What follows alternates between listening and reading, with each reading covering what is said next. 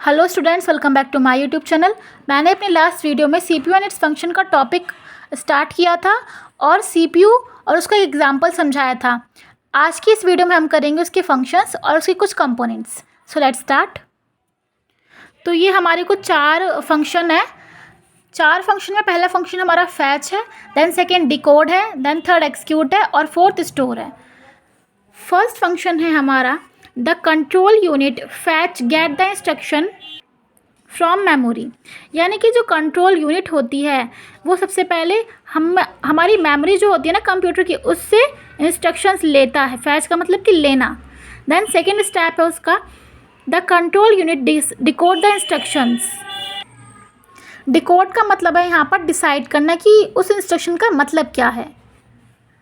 The control unit decodes the instruction, decide what it means, direct that the necessary data be moved from memory।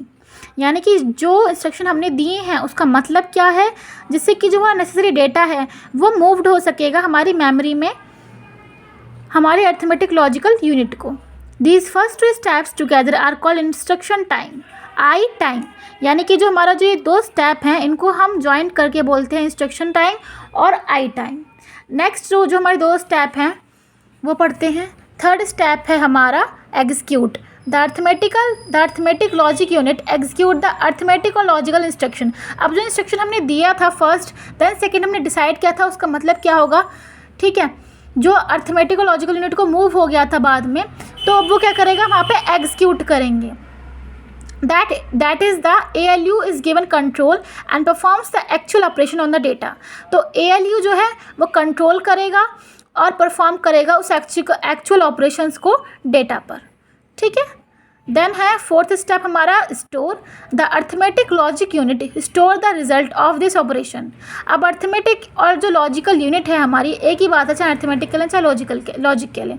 Arithmetic logic unit store the result. अब ये store कर लेगा result को, जो भी हमारी memory में हमारा जो ऑपरेशन परफॉर्म हुआ था उसका जो भी रिजल्ट आएगा ये स्टोर कर लेगा। तो ये बेसिकली इसके चार स्टेप थे।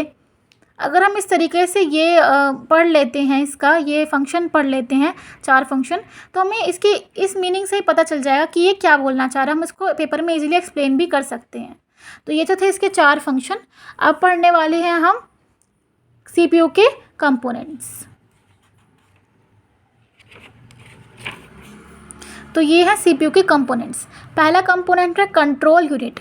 The control unit of the CPU contains circuitry that uses electrical signals.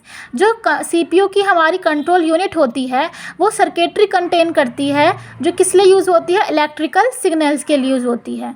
वो डायरेक्ट कंप्यूटर सिस्टम उसको यूज़ करता है ताकि ये एग्जीक्यूट कर सके, कैरी आउट कर सके स्टोर्ड प्रोग्राम के इंस्ट्रक्शंस को। देन आता है हमारा arithmetic logic unit. The arithmetic logic unit, जिसको हम ALU बोलते हैं, contains the electronic circuitry that execute all the arithmetic and logical operations. ये इलेक्ट्रॉनिक सर्किटरी कंटेन करती है जो एग्जीक्यूट करती है सारे अर्थमेटिक और लॉजिकल ऑपरेशंस को। Arithmetic logic unit can perform 4 kind of arithmetic operations. Arithmetic logic unit जो होती है वो हमारी अर्थमेटिक लॉजिकल 4 प्रकार के अर्थमेटिक लॉजिकल ऑपरेशंस को परफॉर्म करती है और मैथमेटिकल कैलकुलेशन, यानी कि 4 तरीके की मैथमेटिकल कैलकुलेशन को परफॉर्म करती है। वो 4 तरीके की अर्थमेटिक ऑपरेशंस कौन से हैं? पहला हमारा एडिशन है, दूसरा सब्ट्रैक्शन है, तीसरा मल्टीप्लिकेशन है और चौथा डिवीजन है। मैंने अपनी लास्ट वीडियो में आपको समझाया था मैथमेटिकल ऑपरेशंस कौन से होते हैं। As its name implies the arithmetic logic units also perform logical operations. अब जैसे इसके नेम में आ रहा है अर्थमेटिक लॉजिक यूनिट, यानी कि लॉजिक जो है ऑपरेशंस को भी परफॉर्म करता है। A logic operation is usually as comparison. Logic operation जो होता है वो कंपैरिजन करने के लिए यूज़ होता है, यानी कि तुलना करने के लिए यूज़ होता है। The unit can compare numbers. ये यूनिट जो है नंबर को कंपेयर करती है। ये क्या यूज़ करती है, लेटर, इसमें क्या आता है, लेटर्स और स्पेशल कैरेक्टर्स आते हैं। सेकेंड था हमारा arithmetic logic unit. Then third है हमारा equal to condition. In a test for this condition, the arithmetic logic unit separate two values to determine if they are equal। अब देखिए इस वाले थर्ड स्टेप में क्या होता है, इस कंडीशन के टेस्ट में, इस टेस्ट की कंडीशन के लिए द अर्थमेटिक लॉजिक यूनिट, जो अर्थमेटिक लॉजिक यूनिट है वो 2 वैल्यू को डिटरमिन करता है और बताता है कि वो इक्वल हैं। ठीक है। देन आता है हमारा लेस देन कंडीशन। इसमें सेम है, इसमें ये बताता है इस कंडीशन के लिए ये टेस्ट में मतलब ये बताता है कि जो कंप्यूटर कंपेयर करता है दो वैल्यू को कि one is less than other, कि क्या एक वैल्यू दूसरी से छोटी है, कम है। देन थर्ड है हमारा ग्रेटर देन कंडीशन। इसमें वाले में बताता है in this type of comparison the computer determine if the one value is greater than another. इस सारे के कंपैरिजन में, इस तरीके की तुलना में कंप्यूटर बताता है कि यह जो एक वैल्यू जो फर्स्ट वैल्यू है क्या वो बड़ी है दूसरी वैल्यू से। ये जो है ना equal to condition, less than condition, greater than condition, ये हमारे लॉजिक ऑपरेशंस का ही पार्ट हैं। ये लॉजिकल ऑपरेशंस तीन कंडीशंस पे टेस्ट किया जाता है। ठीक है, हम इसको टेस्ट कर सकते हैं 3 कंडीशन पर। देन आता है हमारा registers temporary storage areas. Registers are temporary storage areas for instructions और डेटा। रजिस्टर्स जो होते हैं हमारे टेम्पररी स्टोरेज एरियाज होते हैं हमारे इंस्ट्रक्शंस के लिए, हमारे डेटा के लिए। They are not a part of memory. ये हमारे मेमोरी का पार्ट नहीं होते, rather they are special addition storage locations. ये एडिशनल स्टोरेज, ये मतलब ये कुछ स्पेशल होते हैं additional storage locations that offer the advantage of speed. ये स्पीड के एडवांटेजेस को ऑफर करता है। Registers work under the direction of the control. Registers जो होते हैं हमारे कंट्रोल के डायरेक्शन के अंडर वर्क करते हैं, या एक्सेप्ट करते हैं, होल्ड करते हैं और ट्रांसफ़र करते हैं इंस्ट्रक्शंस को और डेटा को।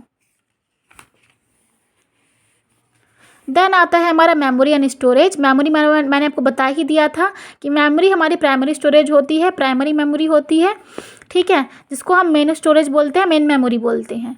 इसमें आती है हमारी रैम, रैंडम एक्सेस मेमोरी। देखिए 2 तरीके की होती है मेमोरी, रैंडम एक्सेस मेमोरी और रीड ओनली मेमोरी, जिसको हम रोम बोलते हैं। People computer circles use all these terms interchangeably. People जो इंसान है वो इन्हीं टर्म्स को बदल कर, मतलब अदला बदली करके इन्हीं टर्म्स को यूज़ करते रहते हैं।